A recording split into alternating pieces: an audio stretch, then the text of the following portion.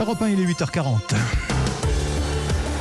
Et voici le Zoom Info avec notre invité, le professeur Michel Lejoyeux, professeur de psychiatrie à l'Université de Paris. Bonjour professeur. Bonjour. Merci d'avoir accepté l'invitation d'Europe 1.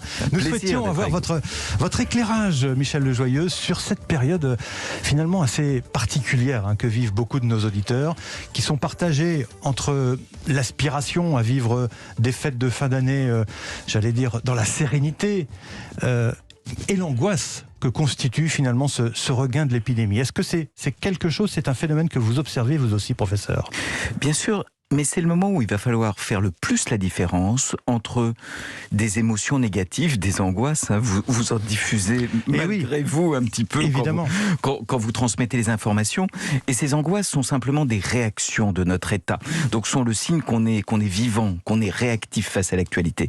Et puis un certain nombre de cas que je vois dans mon service, que les études épidémiologiques que nous conduisons nous montrent, où des femmes et des hommes plus isolés, plus en difficulté, vont développer une maladie. Mais il ne s'agirait pas qu'on se considère tous comme malades ou tous exposés à une maladie mentale.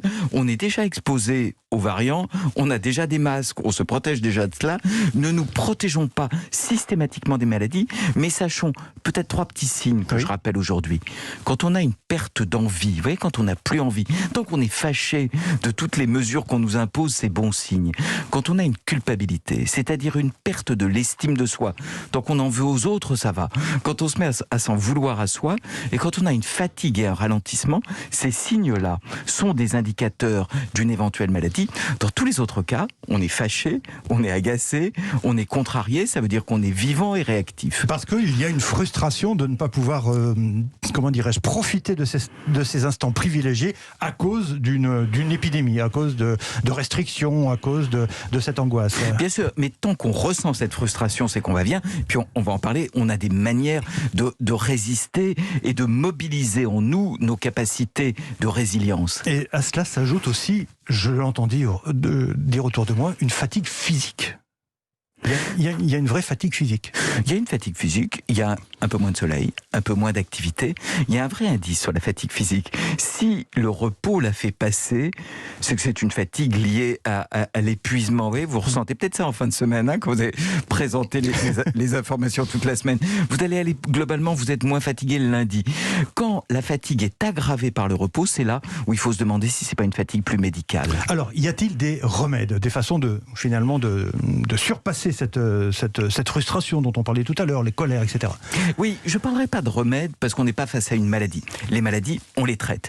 Mais on a en nous des capacités, c'est pour ça que j'écris sur la renaissance, on a des capacités en nous de renaissance et de résilience. Vous savez, on peut convoquer pendant les fêtes un peu de grammaire. C'est ce que j'essaie de faire. Dites-nous. Notre présent, il va falloir le protéger. Vous voyez, le protéger, trouver un équilibre entre actualité et manque et refus de voir l'actualité. Le passé, avec un peu de nostalgie, on a le droit d'être un peu nostalgique, on a le droit de retrouver un plat de son enfance. Il y a un très beau temps en français que je vous incite à revisiter, qui est le gérondif. Vous savez, en mangeant, en rencontrant. Donc ce plaisir de l'instant présent. Et puis il y a un temps qui nous fait du mal. Heureusement, vous n'en abusez pas sur votre antenne, c'est le conditionnel. Vous savez, les choses sont déjà suffisamment graves. Ne jouons pas autour de la table à ce qu'il pourrait y avoir de pire. On a déjà des informations inquiétantes. Ne nous abreuvons pas de ces théories du pire. Donc il faut vivre avec cette menace du virus, on va dire ça comme ça, de façon générique, tout en essayant de l'oublier finalement pour pouvoir profiter des instants privilégiés. Il faut savoir que nous avons en nous, face à toute contrainte, des capacités de résistance et de résilience que toutes les époques et toutes les civilisations ont connu des chocs, des guerres, des traumatismes. On a peut-être été... Et donc au fond, notre appareil psychique et notre corps est équipé pour ça. Est-ce qu'il faut éviter d'en parler en famille? Est-ce qu'il faut gâcher, encore une fois, ces instants privilégiés par la situation actuelle, la situation de l'épidémie? Est-ce qu'il faut faire un peu la politique de l'autruche, comme on dit familièrement? Est-ce que ça peut aider, disons? Vous savez, moi je ne crois pas beaucoup au bénéfice de l'interdiction. Il suffit qu'on s'interdise de parler de quelque chose pour qu'on ait absolument envie d'en parler. Imaginez toute une table qui se dit ce sujet-là est tabou. Vous savez, on sait depuis longtemps que le tabou, au contraire augmente le désir.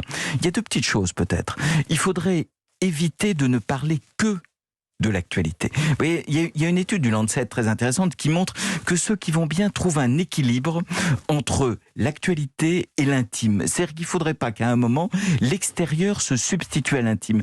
Donc on pourrait dire, en parler, qui suis-je pour aller, je veux dire, il y a suffisamment de préconisations sanitaires. Si un professeur de psychiatrie dit en plus, vous n'avez pas le droit de parler, vous imaginez à quelle contrainte médicale on va faire peser, mais peut-être se dire qu'on a d'autres choses à dire, d'autres émotions à transmettre que ces émotions autour du virus. Et puis vraiment, le conditionnel, c'est une catastrophe. Vous voyez, c'est-à-dire toutes ces théories, et si on nous mentait, et si c'était autrement, ces théories complotistes qui font quand même extraordinairement du mal. Donc on dit, comment dirais-je, on essaye d'éviter ces discussions nocives, quoi, d'une certaine façon. Et on essaie de se rappeler que notre vie, elle est faite de relations à l'extérieur et aussi de ce qui fait du sens pour notre vie, c'est-à-dire les relations à l'intime. Vous savez, on s'est aperçu que quand on exerce un tout petit peu de gratitude, quand on dit merci, vous voyez, on peut aussi dire merci, dire c'était bon ce qu'on a mangé, s'intéresser, et au fond, il ne faudrait pas que la contrainte nous empêche d'exprimer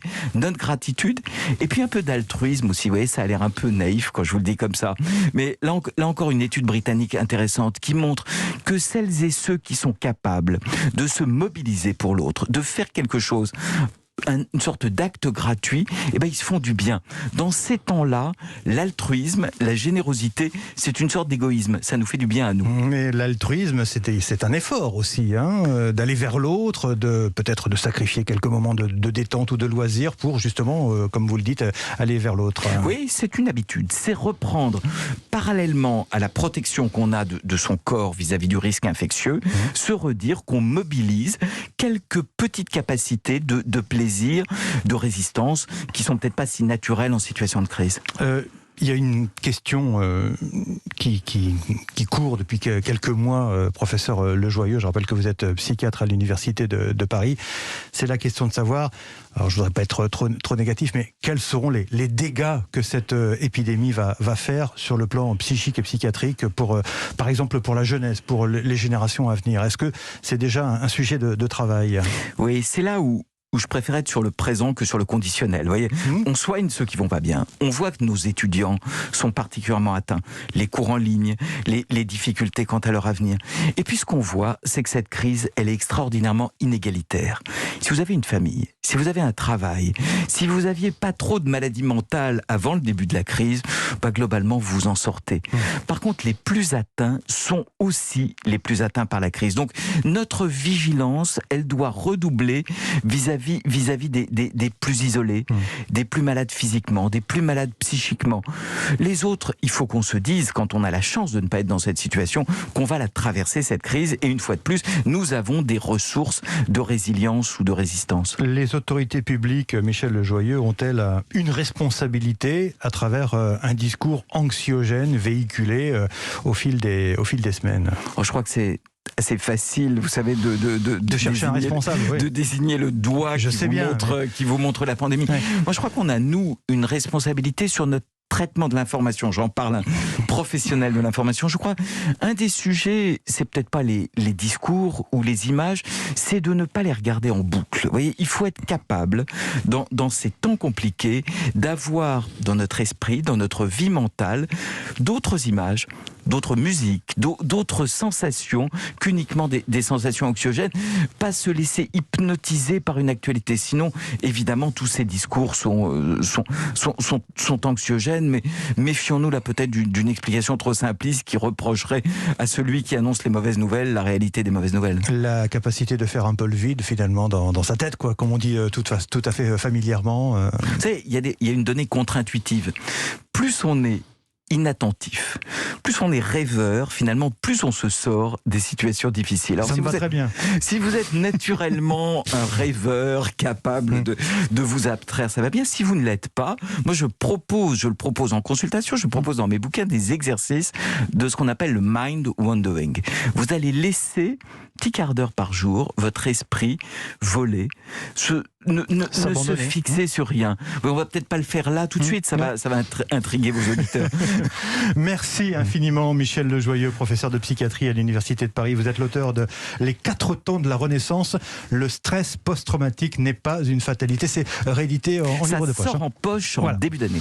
Merci infiniment Michel Lejoyeux. C'était un plaisir de vous rencontrer à nouveau.